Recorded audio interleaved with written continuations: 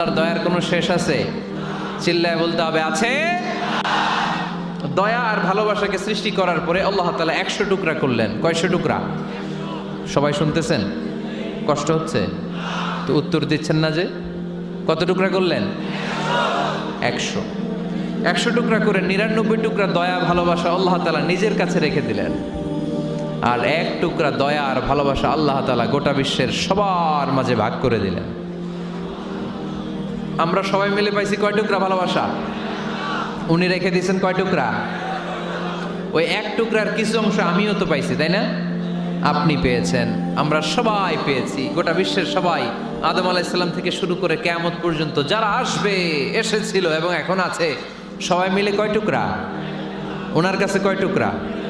কিন্তু এই 1 টুকরা যে আমরা সবাই ভাগে যোগে পাইলাম, আমাদের ভালোবাসার নমুনা দেখছেন?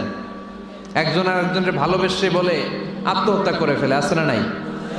আছে না?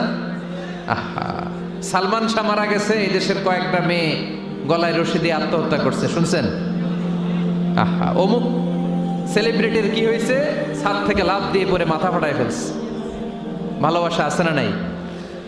যারে ভালোবাসে তার নাম আবার ছেলেরা হাতের মধ্যে কেটে কেটে লেখে, প্লাস দিয়ে লেখে, প্লাস। ধরেন আব্দুল্লাহ প্লাস শামিমা, তো এ প্লাস এস, রক্ত দিয়ে লেখে, রক্ত। আমি অবাক হই, নিডেল, সুই দিয়ে কেটে কেটে লেখে আব্দুল্লাহর এ প্লাস শামিমার এস। কি ভালোবাসা! 1 ভাগ ভালোবাসার ছিটে ফোটা সবাই মিলে পাইছে। এইটা ঠেলা যদি এরকম হয়, তাহলে যিনি 99 ভাগ ভালোবাসা রেখে দিয়েছে তার ভালোবাসা বেশি না কম?